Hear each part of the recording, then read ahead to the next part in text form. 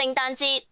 從前喺一座名為納匝肋嘅城裏面，一位童貞女叫做瑪利亞，佢已同達味家族中嘅一個叫做約瑟嘅男子訂咗婚。喂，瑪利亞，佢係瑪利亞，你嘅表姐伊撒伯爾懷孕啊！你講笑咩？表姐嘅年齡好大啦。係真噶，佢嘅肚好大，已經懷孕6個月啦。我諗而家佢一定好需要人哋照顧，我要返屋企執啲嘢去探佢。於是瑪利亞就即刻返屋企。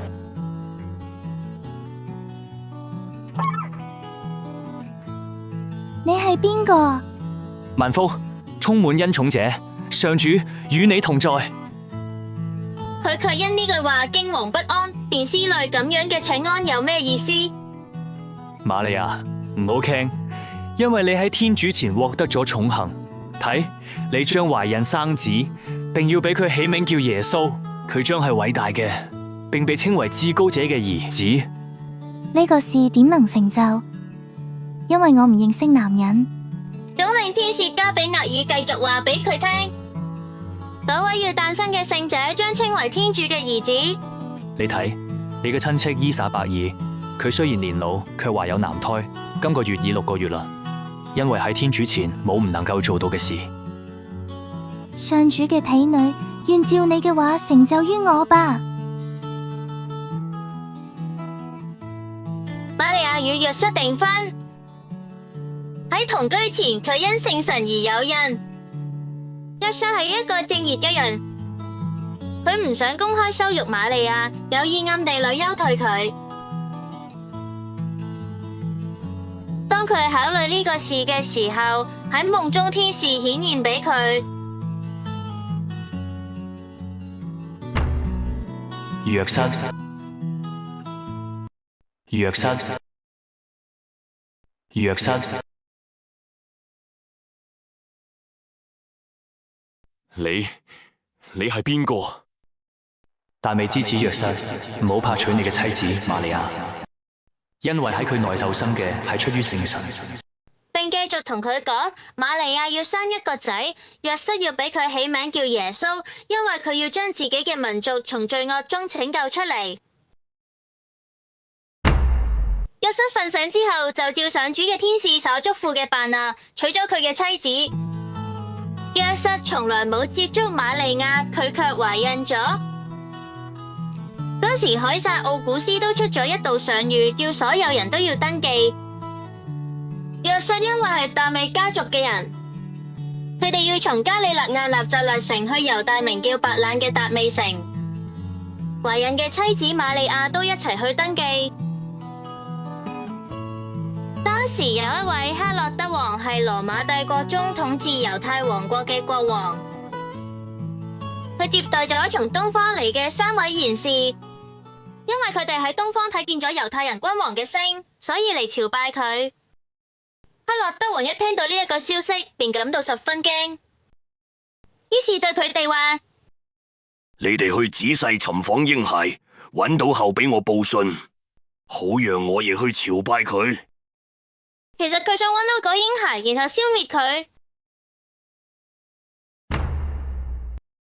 3位賢士繼續向個粒星嘅方向尋找，並且佢哋懷疑黑落德王，討論要唔要俾黑落德王報信。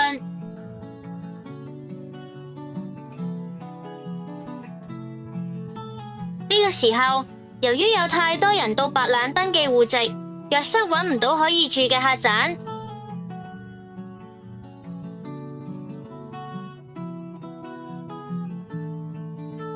佢哋喺野外揾到一間俾人棄置嘅小屋，暫時喺嗰度住咗落嚟。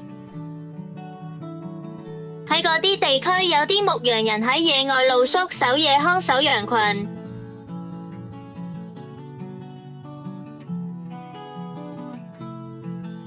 吓，唔好害怕，我俾你哋報告一個全民族嘅大喜訊。今日喺達味城中，為你哋誕生咗一位救世者。佢係主默西亞，呢個係俾你哋嘅記號，你哋將要睇見一個嬰兒，裹住襁褓，瞓喺馬槽裏面。呢個消息喺牧羊人之間互相傳播起嚟，牧羊人便一齊前往白冷。同時，3位賢士努力不懈尋找嬰兒嘅下落。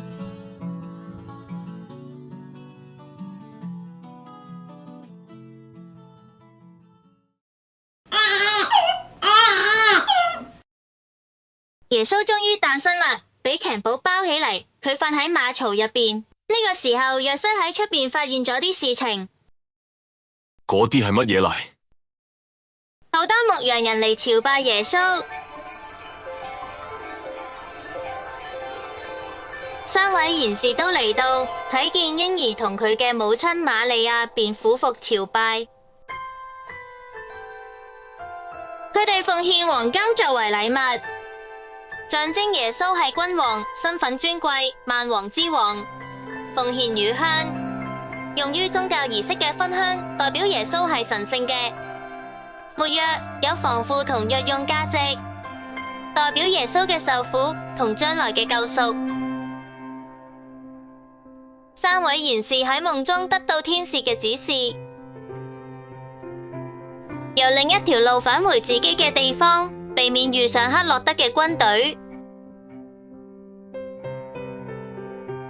聖誕樹頂只有一粒星星，並稱為伯利恆之星，源自聖經中指引東方3賢士揾到耶穌誕生地嘅明亮星光，象徵希望同指引。聖誕節送禮物嘅習俗亦源自於紀念東方3賢士向小耶穌獻禮物。